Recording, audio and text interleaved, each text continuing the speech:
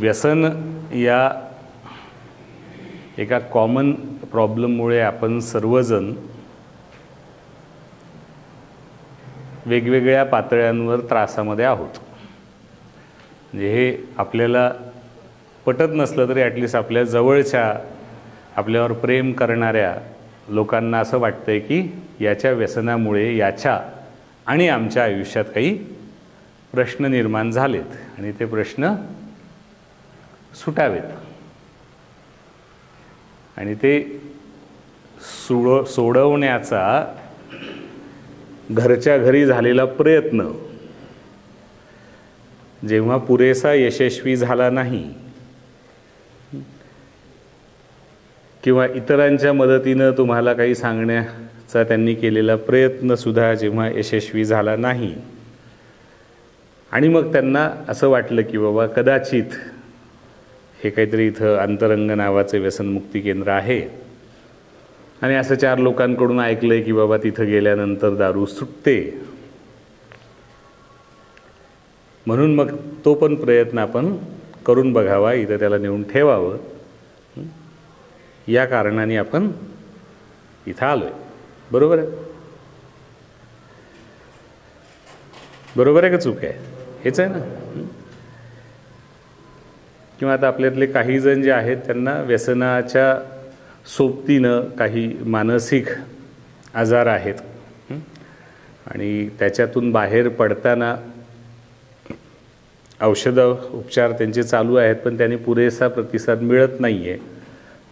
तर त्याच्या व्यतिरिक्त त्यांच्यामध्ये त्यांच्या आजाराच्या जाणीवा निर्माण व्हाव्यात, आपल्या जगण्याबद्दल थोडासा नीटपणे विचार करता यावा आणि त्या आजारातून बाहेर पडून पूर्ववत आपल्याला चांगलं आयुष्य स्वतःसाठी आणि आपल्या कुटुंबासाठी जगता यावं, या अनुषंगानं काही जण इथं आहेत. म्हणजे बहुतांश आपल्यातले हे व्यसनासाठी आहेत, काही जण मानसिक आजारासाठी आहेत. बरोबर?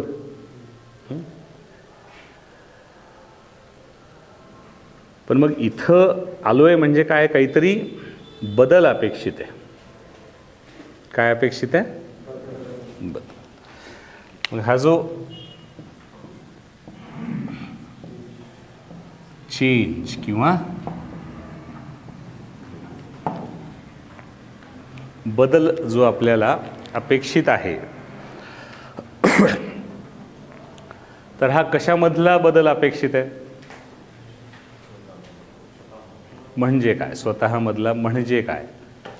नेमकं काय बदलायला हवं असं वाटतं? काय म्हणतात डाकेजी?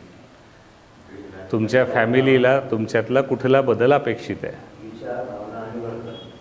ओके, विचार, भावना आणि वर्तनामधला बदल अपेक्षित आहे. बरोबर. म्हणजे आपल्याला हा जो बदल आहे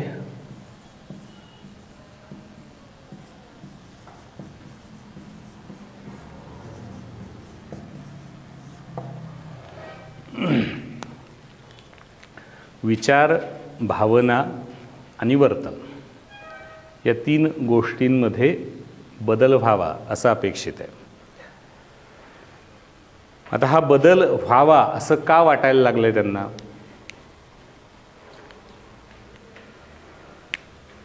तर सध्याच्या तुमच्या ज्या काही विचार, भावना, वर्तनाचा पॅटर्न आहे सध्याचा, तर तो विस्कळीत झालेला आहे किंवा योग्य नाही आहे किंवा तुमच्या अपेक्षित त्या प्रगतीच्या दिशेला धरून नाही आहे किंवा तो तुमच्यासाठी किंवा इतरांसाठी त्रासदायक ठरतोय असं तुमच्या निकटवर्तीयांचं मत आहे. बरोबर आहे ना? म्हणजे हा पॅटर्न विस्कळीत झालाय किंवा बिघडलाय विचार, भावना, वर्तनाचा. आणि हे बिघडण्याचं मुख्य कारण जे आपल्या सगळ्यांमध्ये कॉमन आहे ते म्हणजे आपलं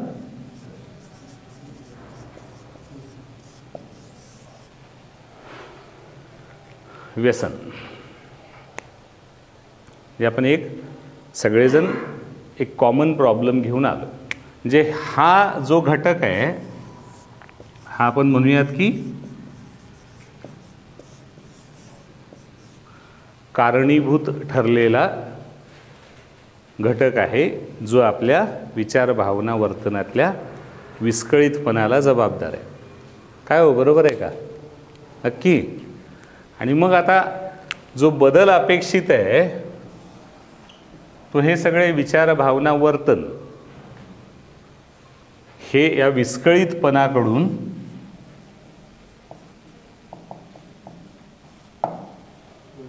सुरळीत, विस्कळीत ते सुरळीत, सुरळीत किंवा व्यवस्थित व्हावेत. आता हे व्यवस्थित होणं म्हणजे काय? म्हणजे आता हा व्यवस्थितपणा कशाला म्हणतो आपण? एखादी गोष्ट व्यवस्थित आहे,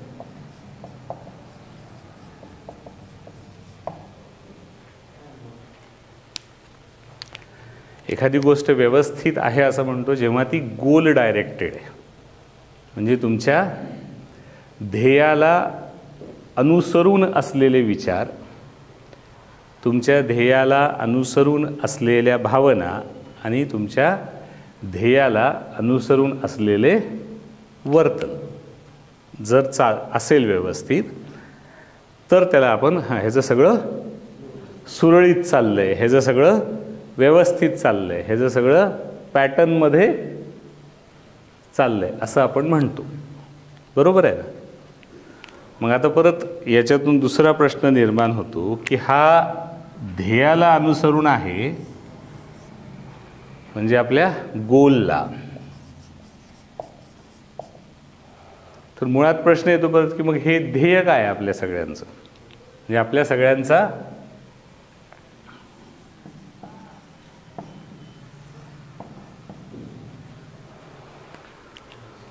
गोल काय? आपल्या सगळ्यांचं ध्येय काय सांगता येईल? तुमच्या जगण्यामागचं तुमचं ध्येय काय? कशासाठी तुम्ही जगताय? आणि आता हे जे चाललंय वागणं हे कशासाठी आहे? जगण्यासाठी आहे. पण मग ते जगणं कशासाठी आहे?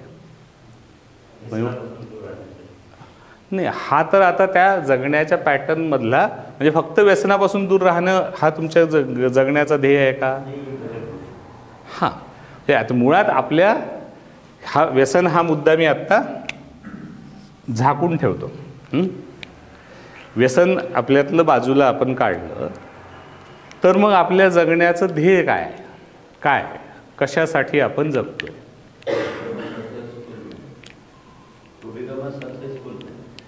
To become a successful man. Okay, so what is success? म्हणजे काय?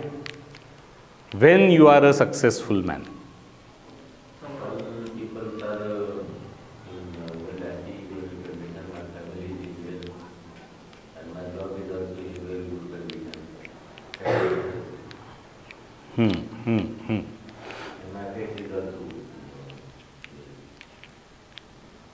काय शेवटचा शब्द काय? फेथ म्हणालात का हेल्थ म्हणालात? फेथ. फेथ कशाबद्दलचा? हां, ओके, म्हणजे दुसऱ्यांचा तुमच्यावरचा विश्वास.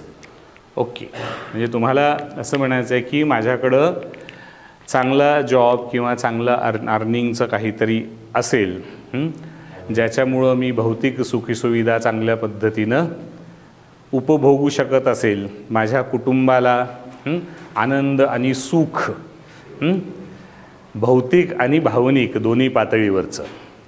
बरोबर आहे ना? भौतिक आणि भावनिक. कळालं का? भौतिक आणि भावनिक म्हणजे काय? भौतिक म्हणजे घर आहे, गाडी आहे, बंगला आहे, खायला प्यायला सगळं आहे, तर त्याला आपण भौतिक सुख म्हणूयात. आणि भावनिक सुख म्हणजे प्रेम आहे, जिव्हाळा आहे, आनंद आहे, ह्या सगळ्याला आपण भावनिक सुख, एकमेकांबद्दलची ओढ आहे, एकमेकांबद्दलचा आदर आहे आणि त्याच्यामुळं आपल्याला छान वाटतंय, आनंदी वाटतंय, समाधानी वाटतंय, तर तो भावनिक आनंद. म्हणजे माझ्या कुटुंबाने जवळचे जे आहेत त्यांना भौतिक आणि भावनिक सुख मी देऊ शकतोय. आणि माझं शारीरिक स्वास्थ्य हे चांगलं मी जोपासलेलं आहे आणि त्याच्यामुळं इतर लोकांचा माझ्याकडं बघण्याचा दृष्टिकोन हा आदरयुक्त विश्वासयुक्त आहे, असं त्यांचं म्हणणं आहे. किती जण त्यांच्याशी सहमत आहेत, त्यांनी हात, कळालं ना मी काय काय सांगितलं ते, तर किती जण त्यांच्याशी सहमत आहेत की हा तुमच्या जगण्याचा गोल आहे, असं छान हात वर करा.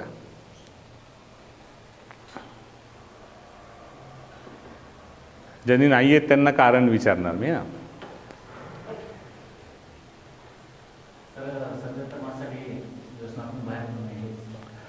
हो, पण मी आत्ता काय म्हणालो पहिलं, हे सुरू करण्याच्या आधी की व्यसन मी आत्ता झाकून ठेवलं आहे. हां, त्याच्याकडे येऊ आपण. हां, पण व्यसन सोडून माझ्या जगण्याचं ध्येय काय? कारण की आपण आत्ता आपल्या जनरल विचार, भावना, वर्तन ते विस्कळीत असणं सुरू आहे, हे फक्त विस्कळीत करणारं व्यसन आहे, त्याच्याविषयी आपल्याला बोलायचं आहे. हां, पण मग हे सुरळीत करणं म्हणजे काय, ते कशासाठी आहे, तर माझे मुळात गोल कशासाठी आहेत, म्हणजे व्यसन सोडून मी करणार काय, आधी ते ठरावं लागेल ना. व्यसन सोडून करायचं काय, कारण की ते नाही ठरलं तर आपल्याला व्यसन सोडायला सुद्धा जड जातं. कारण की आपल्याकडे ध्येयच नसेल तर कशासाठी सोडायचं व्यसन. इथं मस्त मजा वाटायला लागली आहे. हां, हो ना, रोजची संध्याकाळ जेव्हा पाय तिकडं वळायला लागतात, हां, मनातली चंचलता वाढायला लागते आणि कधी एकदा तिला माझ्या मध्ये सामावून घेतो, हां, आणि तिचा उपभोग घेऊन मी तृप्त, आनंदी, सुखी, समाधानी असा होतो, अशी आपली ओढ असते ना, हो की नाही?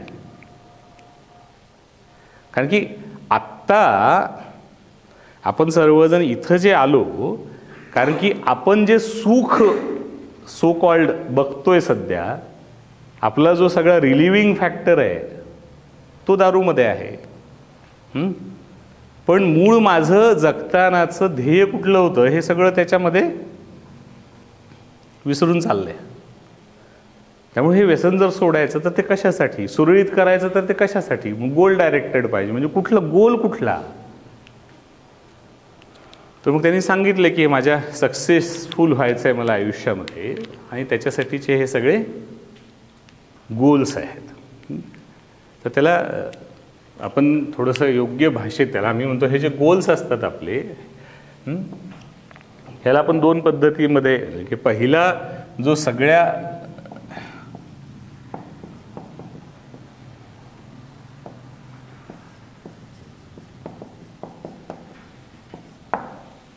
पहिला आपला जो जनरली गोल असतो प्रत्येक सजीवाचा, तो आहे म्हणजे आधी आपलं अस्तित्व टिकलं पाहिजे, म्हणजे मी राहिलो पाहिजे. कारण की मी आहे तर बाकीच्या पुढच्या सगळ्या गोष्टी. त्यामुळे प्रत्येक सजीवाचं पहिलं गोल असतं ते जिवंत राहणं. म्हणजे आता हे अस्तित्वाच्या गोलमध्ये बरोबर की पहिलं तर एकतर आपल्याला जिवंत राहायचं आहे, दुसरं जास्तीत जास्त काळ जिवंत राहायचं आहे, आणि तिसरं हे जे काही जगणं आहे, हां, ते जरा काहीतरी क्वालिटीचं असावं, चांगलं असावं, सुदृढ असावं. हो ना, नुसतं जिवंत आहे चालेल का? नाही. जर ते कोमामध्ये पडलेला माणूससुद्धा जिवंत ठेवला जातो, पण आपल्याला तसं पाहिजे का? लुळं पांगळं, हातपाय तुटलेला माणूससुद्धा एका जागेवर पडून पॅरालिसिस आहे. पण आपल्याला हे जिवंत असणं कसं हवं आहे?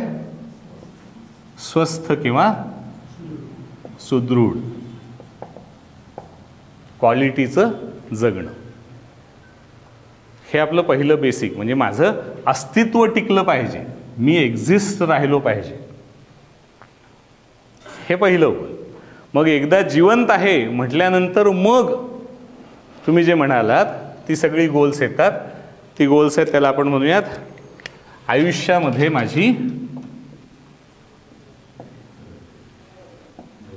डेव्हलपमेंट झाली पाहिजे, म्हणजे माझी प्रगती झाली पाहिजे. कारण की आपल्याला नुसतं जिवंत राहणं एवढं पुरेसं नाही आहे आपल्याला.